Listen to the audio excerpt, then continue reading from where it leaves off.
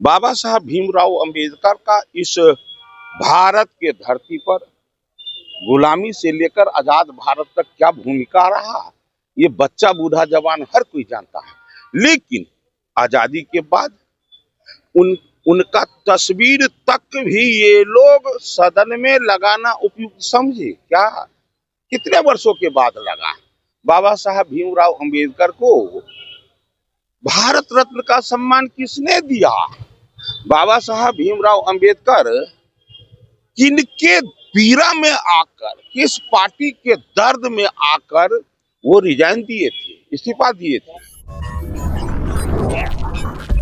नमस्कार, आप देख रहे हैं ब्रेकिंग बिहार। पिछले 2-3 दिनों से सिर्फ अंबेडकर को लेकर के गृह मंत्री अमित शाह पर विपक्ष लगातार हमलावर रहे। वैसे में कांग्रेस को, महागठबंधन को जवाब दिया है बिहार सरकार के मंत्री और बीजेपी नेता हरीश साहनी ने। जब काम करने का मौका था तब परिवार की चिंता किए, पार्टी की चिंता किए और अंबेडकर को लेकर के उन्होंने सीधे तौर पर कहा कि उनके योगदान को आजादी के पहले से लेकर के आजादी के बाद तक नहीं भुलाया जा सकता है।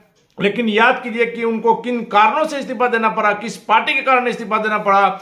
यह लोग सिर्फ झूठ की खेती करते हैं और चाहते हैं कि अब झूठ से ही कुछ अपना मतलब निकाला जा सके।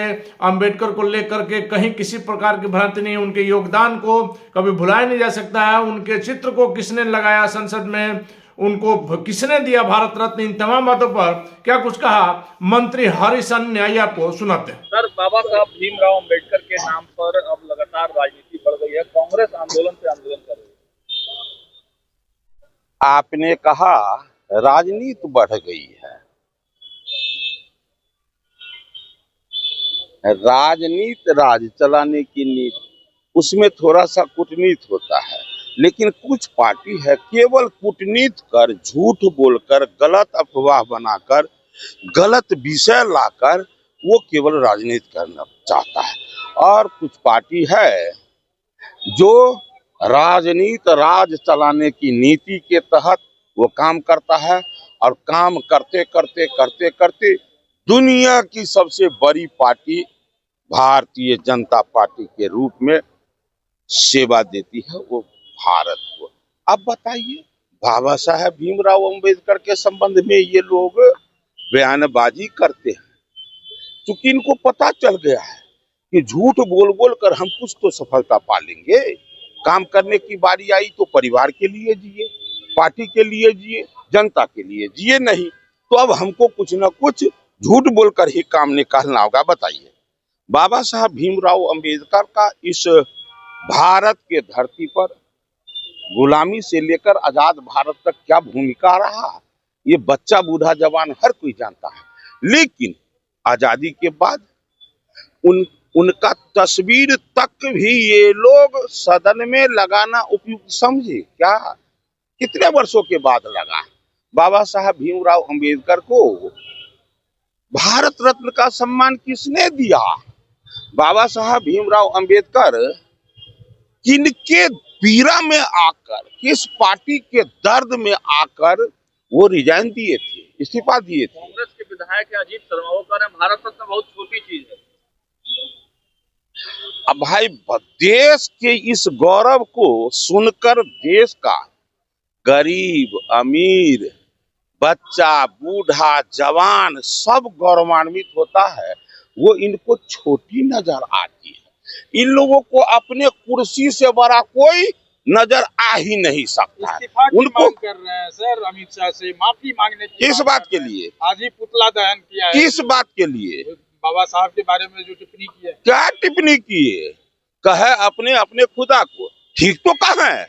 यदि वो अपने खुदा को स्मरण किए हुए रहते, नमन किए हुए रहते, पूजा किए हुए रहते, तो राजनीति के साथ साथ विवेक भी उनके साथ रहता। आज क्या है, केवल कूटनीति उनके साथ है, विवेक साथ रहता तो बाबा साहब अंबेडकर का सम्मान समय समय पर होता और वो उनको इस्तीफा देने की नौबत नहीं आता कांग्रेसियों में, यदि वो विवेक होता तो। और वो भारत रत्न वही दिए हुए होते।